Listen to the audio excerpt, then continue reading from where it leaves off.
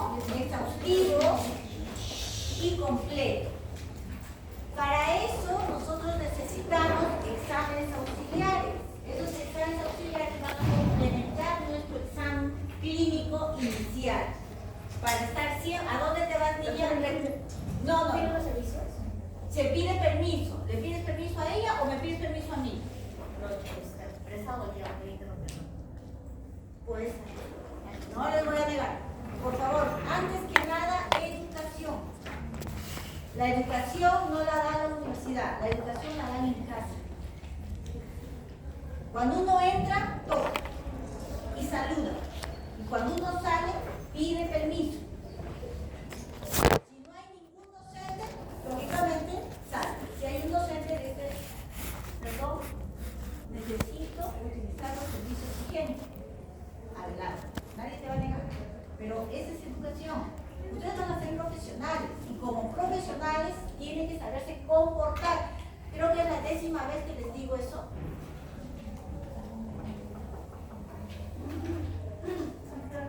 Interpretación de qué dijo, de la carne. ¿Qué hora es, niñas? No, 2:30. Yo he venido 2:20, todavía tarde. Y ya deberían estar sentadas acá. Han tenido más de 5 minutos de tolerancia. Lo que pasa en mi caso es que salí demasiado tarde del trabajo. Pero eso es muy perfecto. Pase y cierre.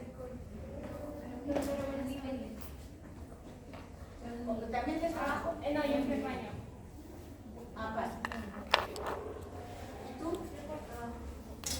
O sea, ya es la última vez que llegan tarde. ¿Ah? Si salen tarde, se quedarán esperando afuera. Ya, ¿qué estamos diciendo? Que para examinar lo que es lesiones cariosas, primero es la clínica. Para hacer un examen clínico, exhaustivo, completo y correcto. ¿Y cómo nos valemos con exámenes auxiliares? Los exámenes auxiliares son las radiografías especiales para detectar caries dentales.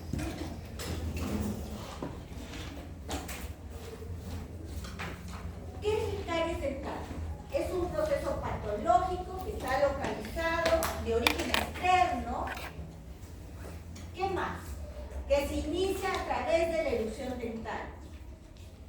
Cuando las primeras piezas dentarias, que son los dientes del suyo, son los que primero erupcionan, es ahí donde empieza a generarse caries dental.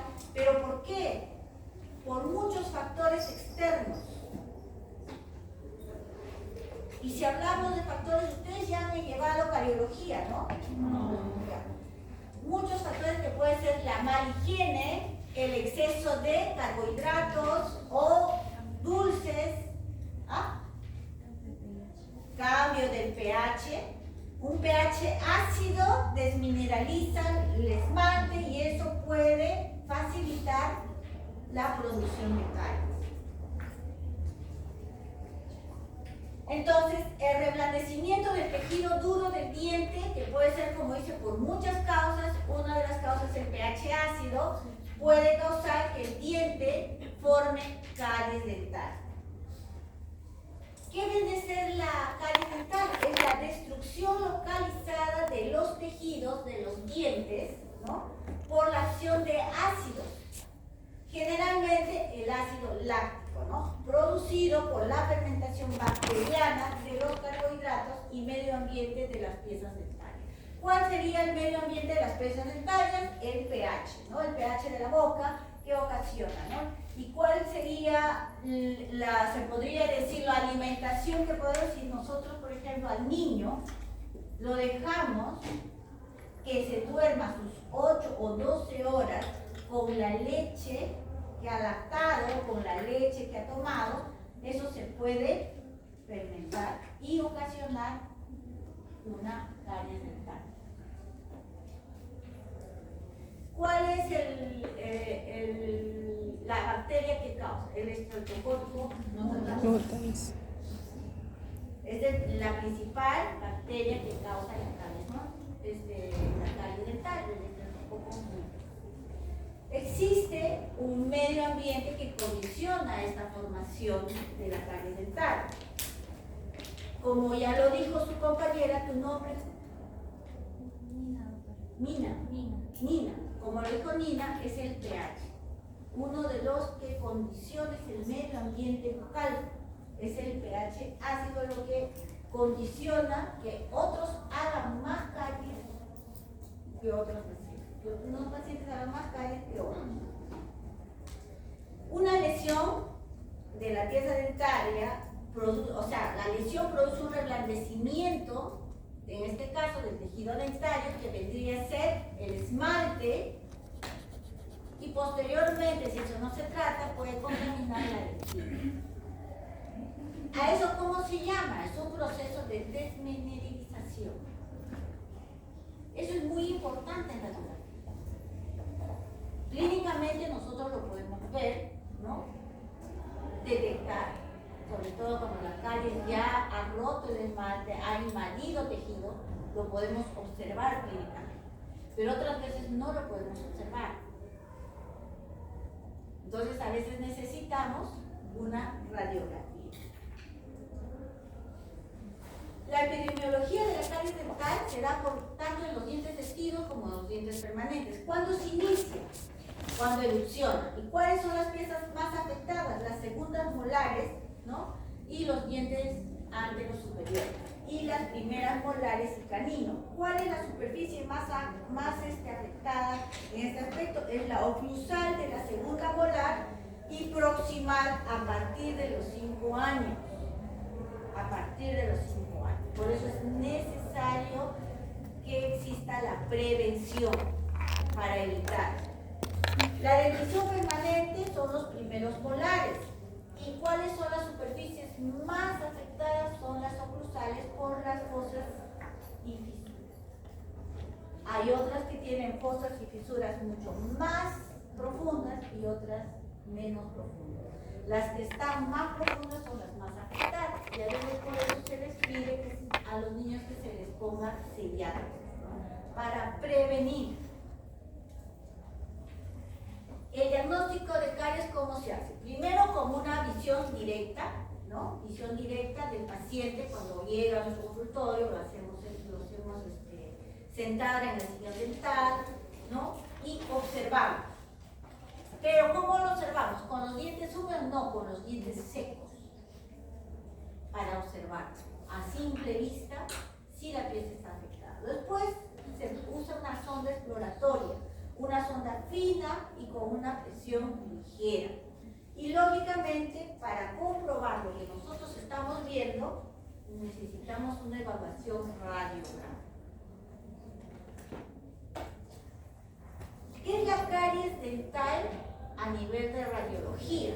El concepto radiológico de la caries dental. Imagen radiolúcida de forma irregular, no tiene forma regular. Imagen radiolúcida de forma irregular, bordes difusos desarrolladas en sitios selectivos de los tejidos duros de los dientes. Sitios selectivos que puede ser hemoclusal, interproximal, caras libres, que puede ser vestibular o lingual o vestibular o palatino. Ciertos sitios selectivos. Entonces, el concepto de caries dental es una imagen radiolúcida de forma irregular. ¿Qué quiero decir con irregular? Que no se puede dibujar. No se puede, irregular, no tiene una forma definida. Exacto. Bordes difusos. No sabemos el avance, pero no sabemos el inicio. La estructura dentaria está conformada por esmalte dental, que tiene un 96% de materia inorgánica, que son los cristales de hidroxipatita, 2% de materia orgánica y 2% de agua.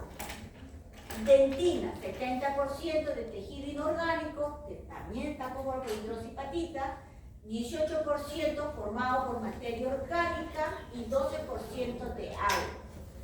Cemento reticular, 45 a 50% de sustancia inorgánica, fosfatos de calcio, 50-55% de material orgánico, colágeno y mucopolisacáridos y agua. ¿Por qué es importante tener en cuenta esta composición? Porque según la degradación por la afectación de caries, nosotros vamos a poder observar en una radiografía claramente. Cuando hay una pérdida de menos del 50% de tejido inorgánico, no lo vamos a ver en una radiografía, pero de repente clínicamente sí. Pero hay maneras y formas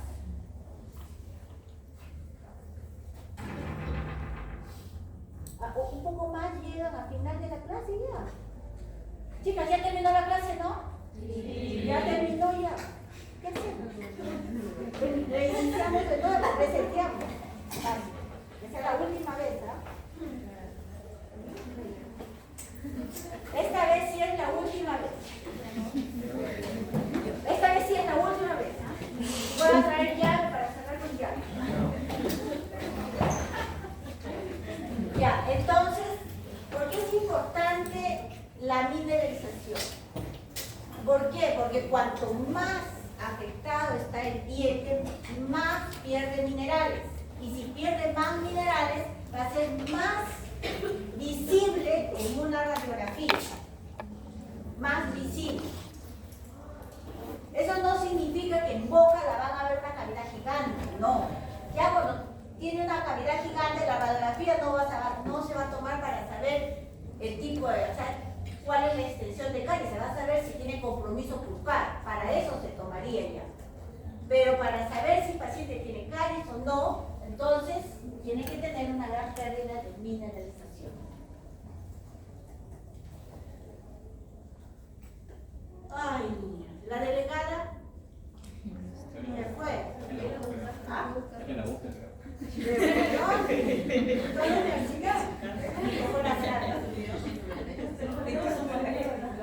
¿Salió con su maleta? No,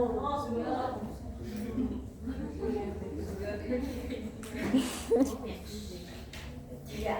Evaluación radiográfica. Las zonas de desmineralización producen cambios en la absorción de los rayos X. ¿Qué significa cambios de absorción? Significa que cuando hay una pérdida considerable de material inorgánico, hay mayor penetración y menor absorción de los rayos X. Cuando hay mayor penetración significa que atraviesa con facilidad los rayos X y hay mayor absorción, o sea, absorbe más, entonces se ve negro. Hay menor absorción de rayos X y se ve negro. Cuando los rayos X se encuentran con un tejido duro, como esto, por ejemplo, hay menor penetración y mayor absorción y se ve radiopaco. En el otro hay mayor penetración y menor absorción. Al haber menor absorción se ve radiolúcido. ¿Me entendieron el concepto? Sí. Por eso que cuando nosotros tomamos una radiografía, ¿qué es lo que pasa?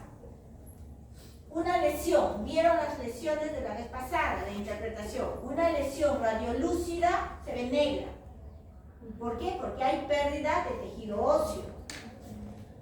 Ya no hay nada que se anteponga, es como que se atravesara un tejido blando. El tejido blando, por ejemplo, labios, atraviesa y se ve negro. Pero si yo radiografío, por ejemplo, un metal, se va a ver blanco, porque va a haber mayor absorción de rayos X y se va a ver radiopaco. Esa es la filosofía que tiene esto. Entonces, en la absorción en cierto porcentaje de calcio y fósforo hay un 40-50% que debe haberse perdido antes de que pueda ser visualizada la radiografía. Esta pérdida del 40-50% es la mitad de mineralización del tejido. Doctora, cuando hay mayor penetración y hay mayor absorción de los rayos X, es donde se puede apreciar la caries o Que no te escuché. A ver, o sea, cuando hay mayor penetración y menos absorción de los rayos X, se puede visualizar visualizar la calle. Caries, radiolúcidos. Entonces, acá tenemos que seguir, acá por ejemplo, cuando hay una pérdida del 40 al 50% de tejido de calcio, el porcentaje de calcio y fósforo, vamos a visualizar la caries. Se va a ver negro. Un punto negro puede ser de repente una porción bastante considerable, radiolúcido, porque se llama radiolúcido. Esa es la nomenclatura que nosotros vamos a tener o hablar a partir de ahora. Toda imagen donde no haya un tejido duro y se visualice oscuro se llama radiolúcido. Toda imagen donde se visualice blanco o se visualice así es radiopaco. En tomografía cambia la nomenclatura, se llama isodenso, porque ni es ni blanco ni es radiolúcido.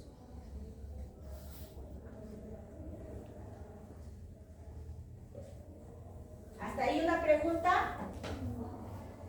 En niños como en adultos se debe utilizar radiografías de mordida o BIWI para nosotros detectar caries interproximales, sobre todo. Las BIWI sirven para detectar caries interproximales.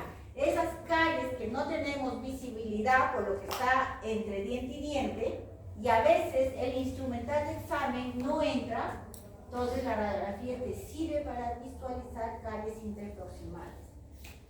Y en niños igual.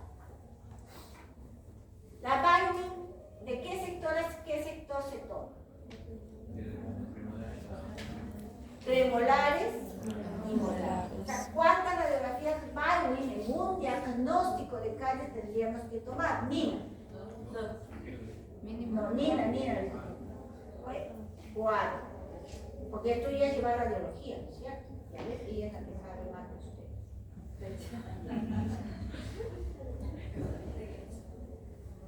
Nina, 4. La evaluación radiográfica. ¿Qué me podrías decir, Nina, de la evaluación radiográfica? La evaluación radiográfica. Con la evaluación radiográfica nosotros podemos determinar, por ejemplo, tener un diagnóstico, ya sea, por ejemplo, si hay absorción o si, por ejemplo, en este caso hay estadios en olas, si ya alguien te va a erupcionar, no nos da... No, evaluación, estamos hablando de caries dentales. O sea, la evaluación radiográfica del diagnóstico de primera intención, ustedes ya saben, es una panorámica.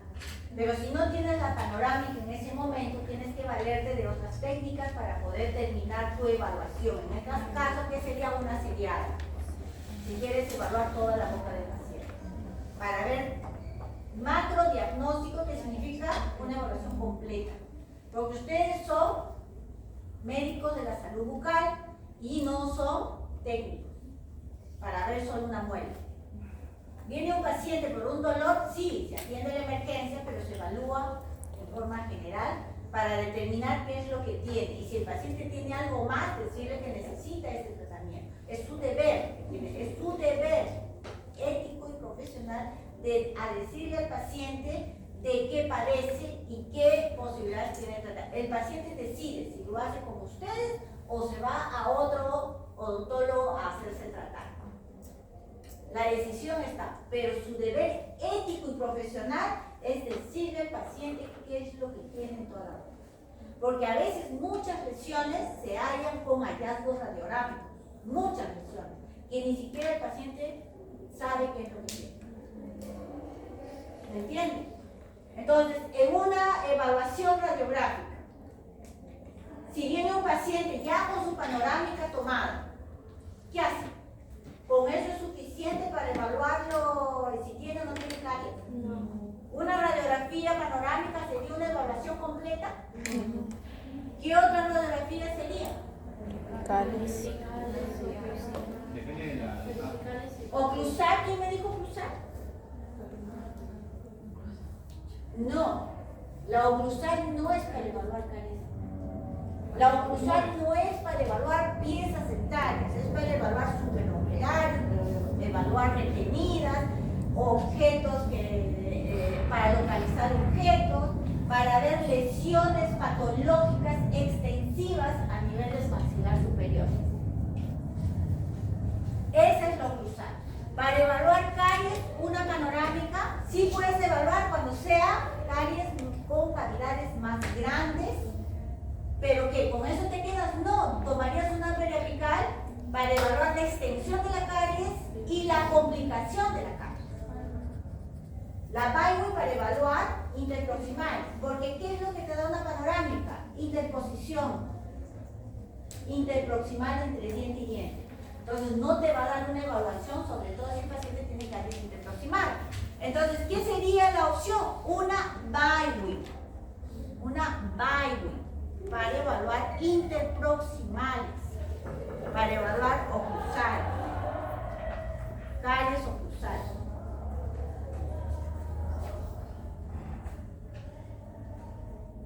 Interproximales y oclusales, ¿no? La Byway.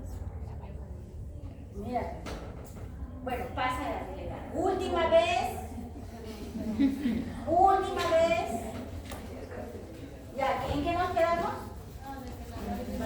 La Byway es para evaluar caries interproximales. Y oclusales. La Byway vertical es para evaluar el tejido de soporte. Si el paciente ha perdido crestas óseas por problemas periodontales, que pueden ser activos o inactivos. Inactivos quiere decir que ya la enfermedad se explotó, pero ha dejado secuelas. ¿Y cuáles son esas secuelas? La pérdida de las crestas. Para eso sirven las verticales. Entonces, la sensibilidad radiográfica panorámica es del 18%, pero se eleva a un 41% si la complementamos con las mordidas, con la radiografía de mordida o de aleta, mordida o de bala. Significa que tu panorámica te va a dar una visión general de lo que el paciente tiene y que tú en la panorámica puedes deducir, probablemente tiene caries esta pieza, probablemente tiene esta caries esta pieza, pero no lo puedes decir en forma definitiva. Entonces complementas con una aleta mordida para estar 100% seguros de que sí tienen esa anomalía, esa enfermedad. Todavía no pasa esto. La especificidad de la radiografía de mordida es de 98%. O sea, es una radiografía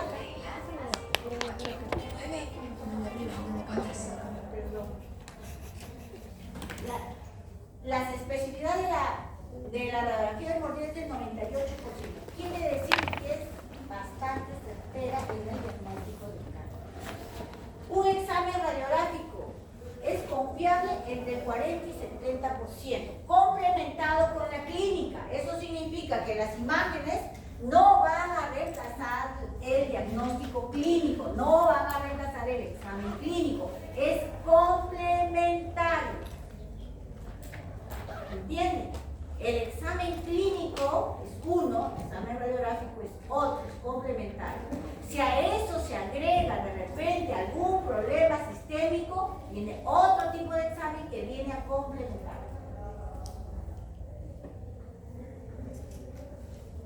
¿Alguna pregunta? Acá, en la panorámica, ¿qué observa? Nina, tú que has llevado la biología 2, estamos hablando de caries, no te compliques la vida viendo otras cosas solamente a nivel caries. Piensen. Nina. La 4-7. Acá, por ejemplo, ¿qué podemos deducir? Que sí tiene caries, pero no sabemos en qué área está. Es acá, la 4-7. La 4-6. En la 4-6 también, porque acá es la cámara pulmonar, porque a ver, no me van a decir que es la 2-7.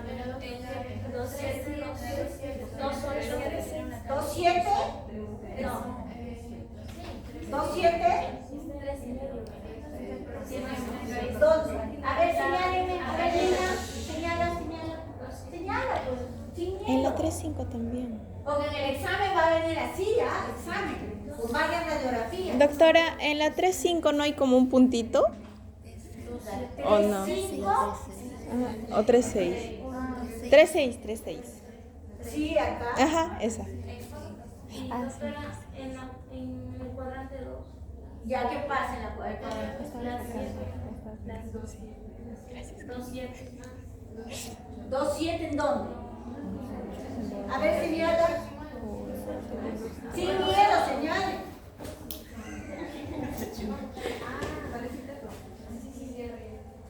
Ya. Eso tiene su nombre, ¿no? A ver, Nina, ¿cuál es tu nombre radiográficamente? Lo que ha señalado tu compañera. Bueno, en este caso sería pues una caries interproximal R4.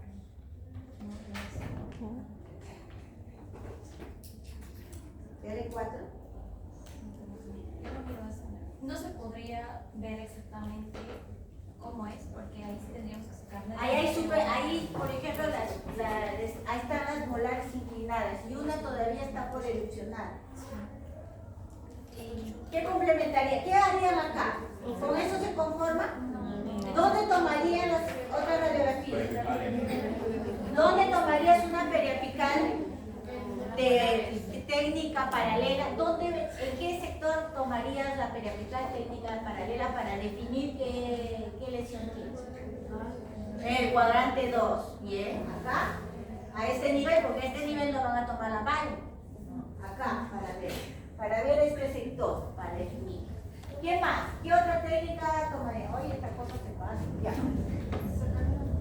¿Qué otra radiografía tomaría? Baby, porque si ven acá superposición, ve las caras interproximales de las piezas dentarias, de las coronas, están sobreproyectando una y no puede verse o no hay caries interproximales. Acá no puede usted definir si tiene caries interproximales. Entonces tendría que hacer una radiografía Baby.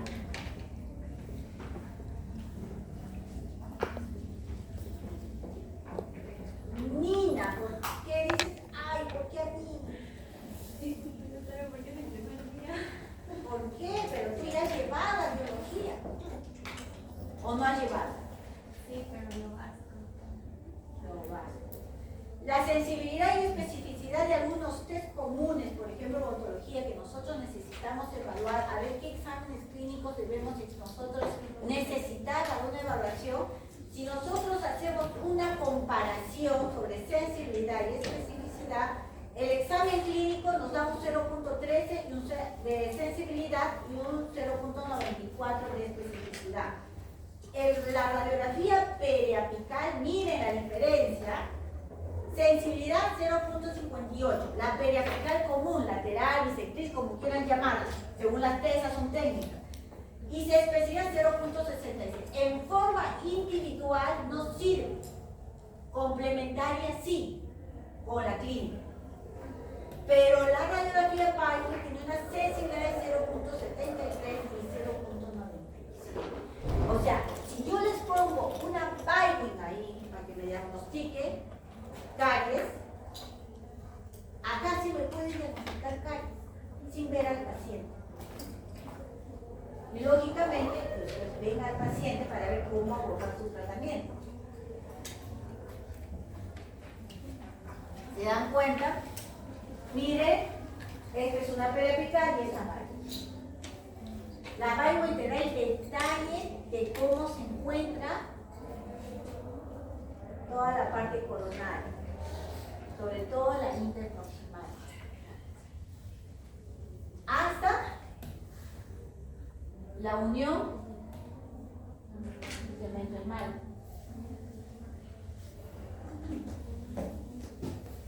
Justificación del estudio.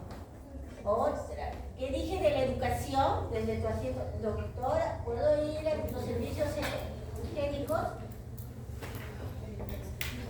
No, tu bracito nomás, así. Yo miro. Ya, pasa. Salud. Recuerden, educación. Ustedes van a ser médicos de la salud bucal, imagínense que entren como caballos a un hospital. Ya se ganaron ya la enemistad de las enfermeras. Todo, desde que entran a portería, al limpiador, al enfermero, técnico, a todos se saluda. Todos merecen respeto.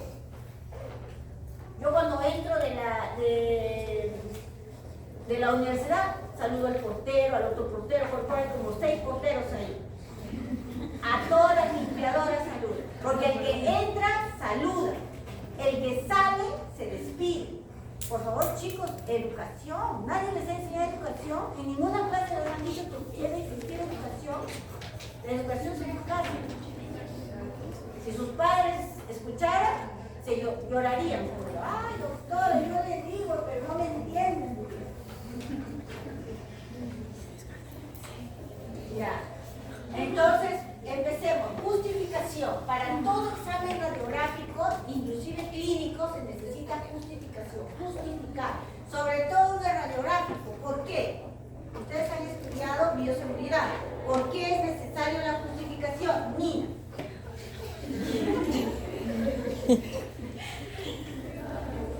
¿Ah? ¿Por qué es necesaria la justificación en un examen radiográfico?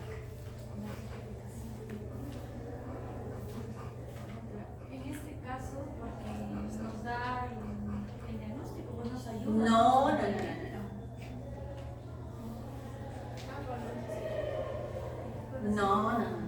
Que lo desechan al paciente. ¿Ah? Por la radiación. Nosotros manejamos radiación. La radiación es un examen por lo cual exige justificar el por qué te voy a tomar radiografías a ti. O simplemente, ¿sabes qué? Te voy a tomar una radiografía. No sé con nada, te tomo 20 si quieres. ¿Qué le estoy ocasionando a él? Radiación. Y cuanto le saque más, ¿qué le estoy ocasionando, Nina?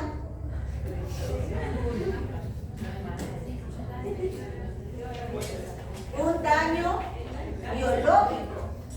A corto o a largo plazo. De repente de cada 20 años viene y me dice, doctora, por su culpa no puedo tener hijos.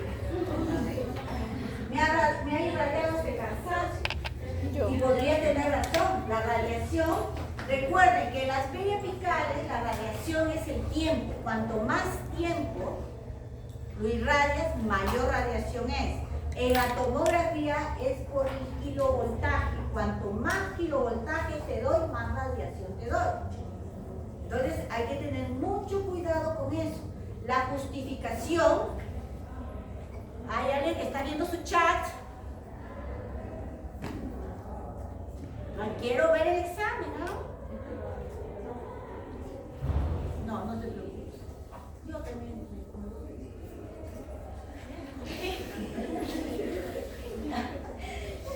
Ya, escuchen. Entonces, cuanto más radiación, entonces eso es lo que se necesita, justificar el examen radiográfico. ¿Cómo se justifica? Hay que ver evidencias de las lesiones cariosas, proximales y recidivantes. Por ejemplo, si tengo un paciente que tiene varias curaciones compuestas, ¿no? Esas radiaciones compuestas necesitan ser evaluadas una vez al año, porque puede tener recidiva interproximal y si no las detecto a tiempo, por ahí puede empezar la caries y cuando es compuesta a veces empieza a nivel cervical y se detecta ya cuando el paciente tiene compromiso pulmonar. Por eso que las evaluaciones se hacen una vez al año. Cuando tú haces una evaluación una vez al año, no solo es hacer limpieza, sino también un examen radiográfico. Sobre todo aquellos pacientes que tienen curaciones compuestas, amplias, graves, incrustaciones, por ejemplo.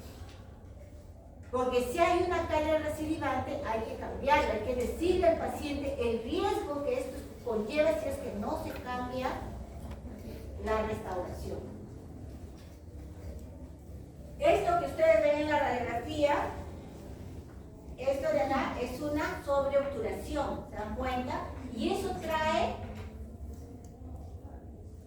¿qué trae?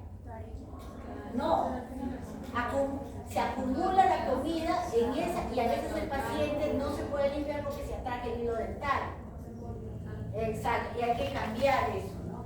Realmente eso ocurría antes con las amalgamas y a veces cuando las ilustraciones pierden sellado también. ¿Ah? Infiltrativa. Causa, se llama, cuando no hay un buen sellado, se llama una restauración que tiene filtración. Se identifica e interpreta las caries de acuerdo al tipo y localización. Cuando, por ejemplo, hay este tipo de caries, está indicado una Maillon. Ahí sí está indicado, lo estás justificando porque estás evaluando curaciones o restauraciones propuestas, ¿no? Que pueden tener una infiltración. O puede estar, de repente, tiene una caries invasiva que empezó por cervical. En este caso, por ejemplo, se determina la endodoncia y posiblemente termine en pernicorona, ¿no? Porque termina perdiendo la corona.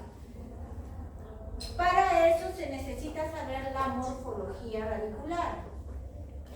¿Por qué es justificada la morfología radicular? Porque si es dilacerada y hay un compromiso pulpar, tenemos que planificar nuestro tratamiento endodóntico. O si es que tenemos un endodoncista que trabaja con nosotros, o que, y ya que nosotros no somos en especialidad, le tenemos que dar completa todos los exámenes para que él evalúe y haga su planificación.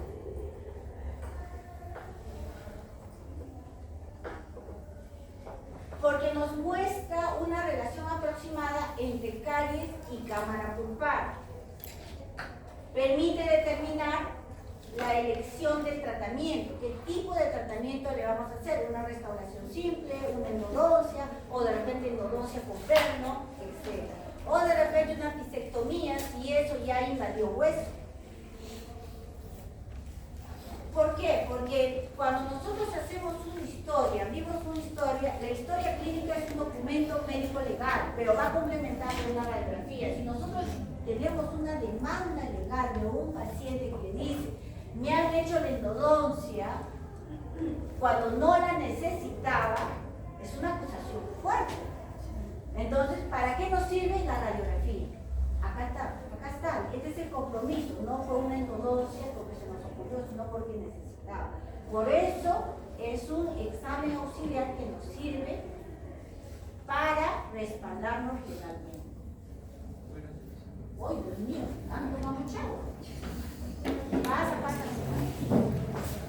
Permite controlar el ajuste proximal cervical. ¿Sabes qué significa? El sellado interproximal. ¿Qué significa eso? Pues cuando tú vas a hacer una restauración así de amplia, tiene que quedar una superficie lisa en la que tu dedo, o mejor dicho, sea una sola pared, no una doble pared.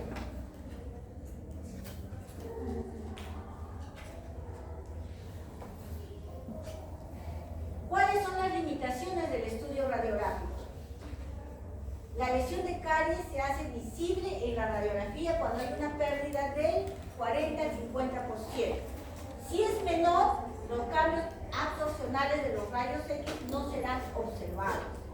El examen radiográfico representa una imagen de la zona más desmineralizada. O sea, ¿qué significa? La zona que tiene menos concentración de mineral, que es calcio y fósforo, va a ser menos visible. Es decir, un límite aparente de la lesión, que es lo que ocurre cuando tenemos una caries a nivel de cuello, entre esmalte y cemento, es no muy limitado. Ahora lo van a ver. Entonces nosotros radiográficamente decimos pseudocaries y comprobación clínicamente. Pseudocaries que puede ser caries o simplemente un desgaste, ¿no? Pero decimos ahí, comprobado clínicamente. Entonces nos vamos a la clínica del paciente y comprobamos si en ese sector donde sale la radiografía hay caries.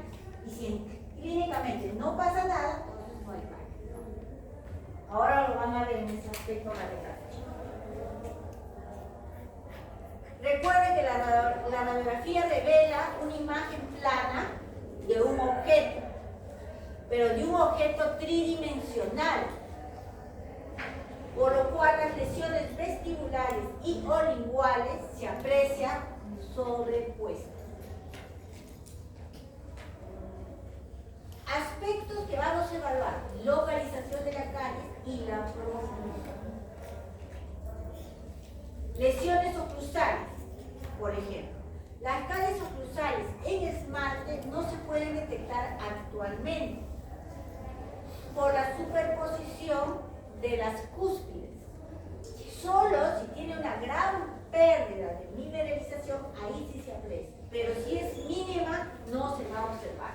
¿Por qué? Porque hay superposición de cúspides y puede tener de repente a nivel de la cúspide lingual, pero la superposición, ¿sí?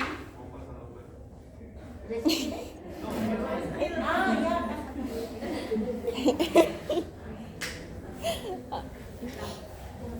Entonces, ¿se dan cuenta? Entonces, la superposición de cúspides, ¿qué significa? Si mi caries, por ejemplo, este es mi nudillo, si mi caries está acá y esta cúspide está sana, pero la radiografía atraviesa, esta se superpone, no voy a verla, porque el esmalte es más concentrado acá y acá nomás se va a detener el rayo. Y acá ya no va a pasar, porque esto va a dejar que no pase. Entonces no voy a poder poner. Se puede observar una fina radiolucidez relativamente alargada que aparezca inicialmente en la unión esmalte-dentina.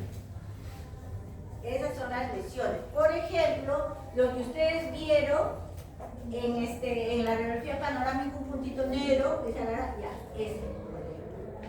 es lo que estamos hablando acá, en oclusales.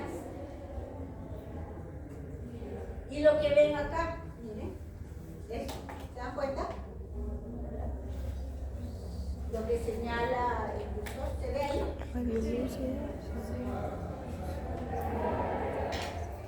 Lesiones cariosas interproximales. Las lesiones iniciales están confinadas en el esmalte, solamente en el esmalte, y no aparecen cuando que penetran más allá de la mitad del grosor del esmalte. Esas son lesiones interproximales, cuando están solamente en el esmalte.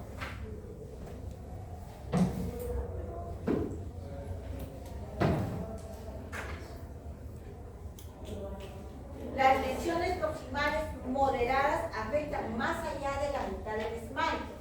O sea, las lesiones iniciales afectan solo esmalte. Las que están más allá pueden afectar ya hasta el límite entre esmalte y dentina. Acá vemos, por ejemplo, acá, ¿qué cosa ha afectado acá? Esmalte, dentina, y está bien cerca a cámara pulpar. ¿Toca? Lesiones cariosas de caras libres. Caras libres, ¿a qué nos referimos? Cara vestibular, cara palatina o cara lingual, ¿no? Esas son caras libres. ¿Por qué decimos en radiología caras libres? ¿Por qué? Porque no las podemos identificar porque una está sobre la otra. Entonces, cuando nosotros vemos una imagen radiolúcida a nivel de la corona, ¿no? A la mitad de la corona, decimos lesión cariosa en cara libre. Entre paréntesis, vestibular o lingual si está en la maxilar inferior, o vestibular o palatina si está en maxilar superior. ¿Qué significa? Que si tú ves eso, cuando vayas a examinar a tu paciente, tienes que examinar esas dos caras. Porque hay una carie, sí, hay carie, pero no sabemos dónde se encuentra. ¿Entiendes? Por eso le dicen lesión cariosa en cara libre.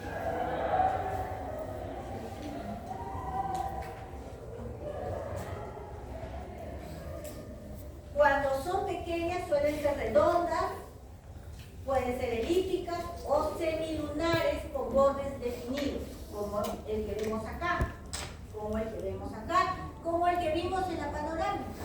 ¿Han visto? Pueden ser redondas, semilunares o elípticas.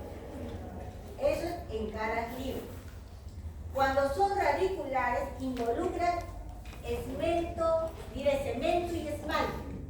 Su prevalencia es aproximada del 40 al 60% en edad avanzada, que significa entre los años 50 para adelante, que tienen más probabilidades de tener ese tipo de lesiones radiculares. Por los malos hábitos, la mayoría, no sé si se dan cuenta que agarran en los dientes y se paran haciendo así, no sé qué cosas.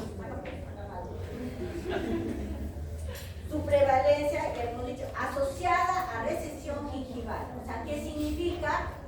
Que hay una disminución de la gingiva interproximal y también del, ¿qué me dice? O también del hueso de la cresta alveolar. ¿Quieres salir de nuevo? Lesiones recidivantes o residuales. Aproximadamente un 16% de las restauraciones presentan lesiones recidivantes. ¿Qué significa recidivantes, Nina? Pero en este caso es el comienzo, el residente de una que todavía no está. Lesiones recidivantes. Esta es una lesión recidivante. No. Esta de acá, donde acá hay una caries después de una obturación. Recidiva, ¿qué significa? Que ha vuelto a aparecer. Recidivante es lo que ha vuelto a aparecer. Si no te diría que Sería, claro, en este caso sería, por ejemplo, por la filtración del sí, claro, de esta obturación. porque Exacto. Ahora, pseudocaries o veladuras cervicales, ¿qué es lo que nosotros normalmente identificamos en este aspecto? Por ejemplo, lo que estoy señalando acá, nosotros le llamamos una pseudocaries o veladura cervical. Veladura cervical es un desgaste que se produce con los años por ese instrumental, dientes, o de repente por el uso frecuente del destartraje con el ultrasonido, cada 3 meses, cada 2 meses, produce ese desgaste del tejido, en este caso del cerebro. Pero pseudocaries también puede ser que se forme una caries debido a una atenuación de los rayos X a nivel cervical, ¿no? Miren, esta es una pseudocaries, puede acá también presentar una pseudocaries.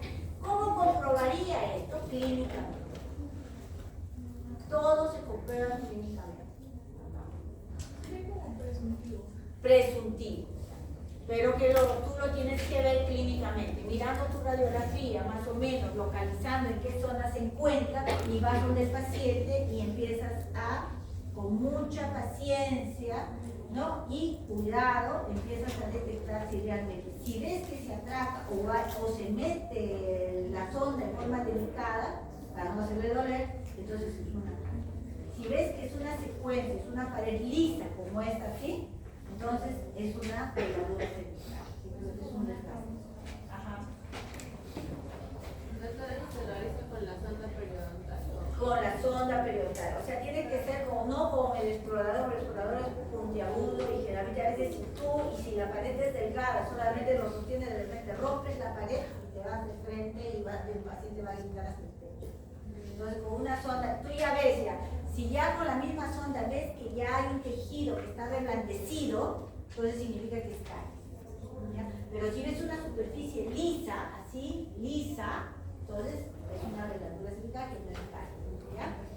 Esto es diagnóstico diferencial, cosas y fisuras. Las caries oclusales, a veces cuando son las cosas o fisuras profundas, ¿no? Pueden confundirse con caries oclusales.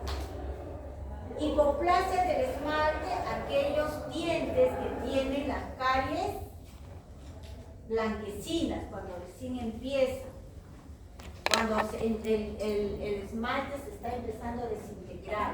Entonces se confunde con la hipoplasia del esmalte, que es una anomalía, un defecto del esmalte.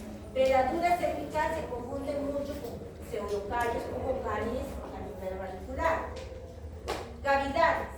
A veces al paciente le han puesto una incrustación, o sea, lo han tallado para una incrustación, pero no ha avisado, ven su radiografía, y si es un material que es este tipo resinoso, o qué sé yo, no se nota en la radiografía, entonces, uy, tiene una caries profunda.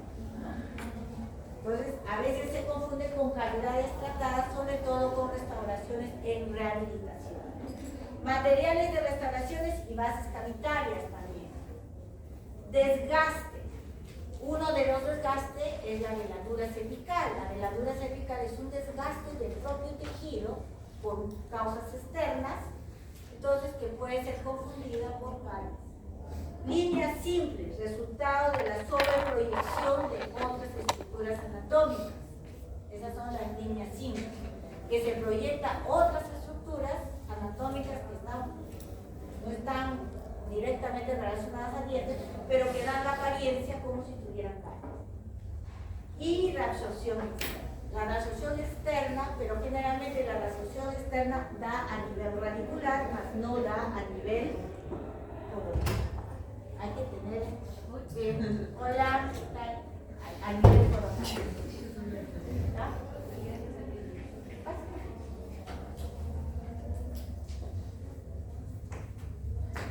Esta es la clasificación de las lesiones cariosas en un PIT.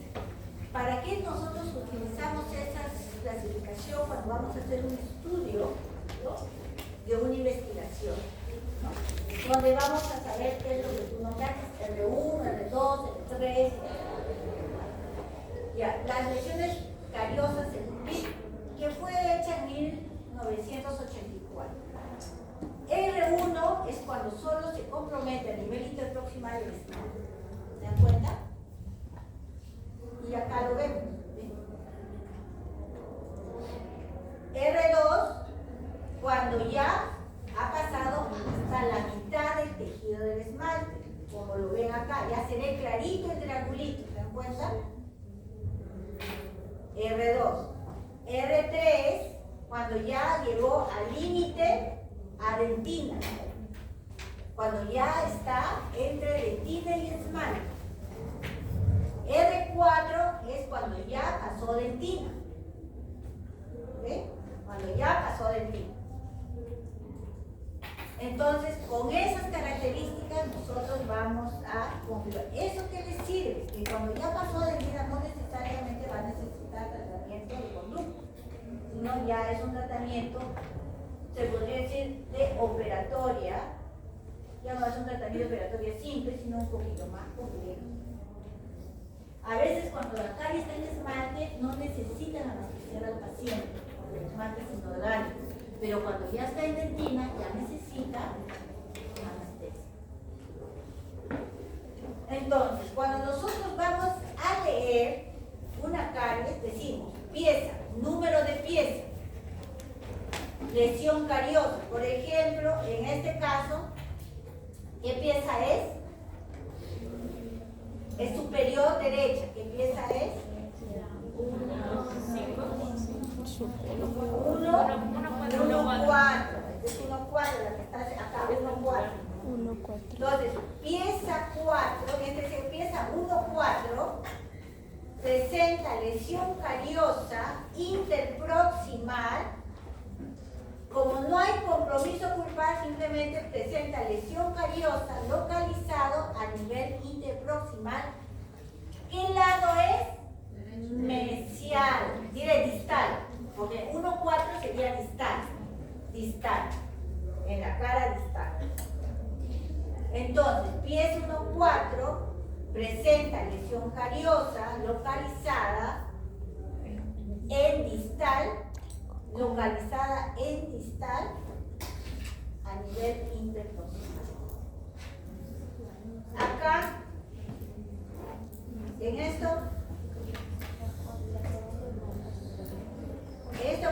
¿cómo lo detectaría acá?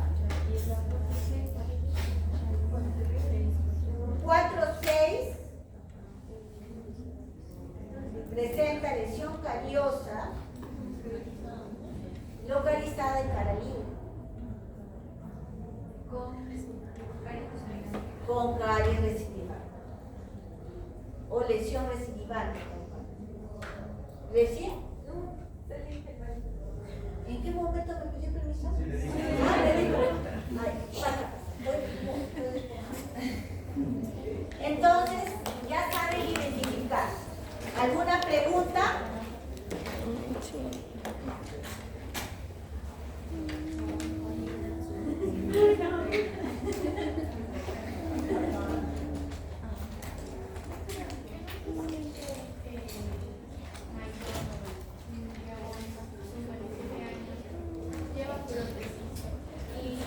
a preguntar algo, pero no me acuerdo. Estoy buscando, ¿cierto? Sí, ahí perdón.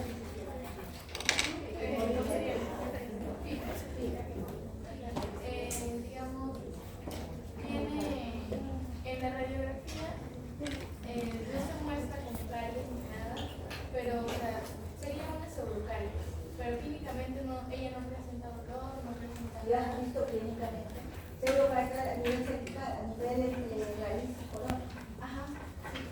Ajá, ella no presenta, digamos, ningún dolor ni nada.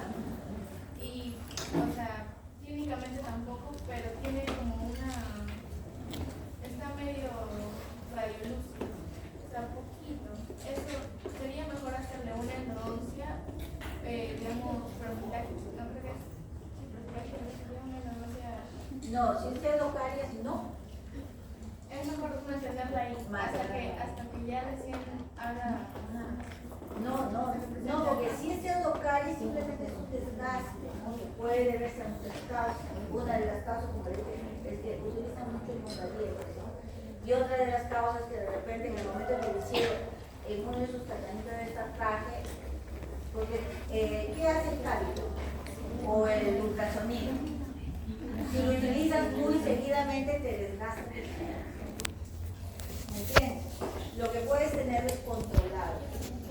Como es una específica, estaba la duda de si hacerle una endodoncia para que luego. Si no tiene dolor y no tiene ningún compromiso, tómale una pelepina. Debería de tomar. En la periódica, ¿Tú tienes la periodical?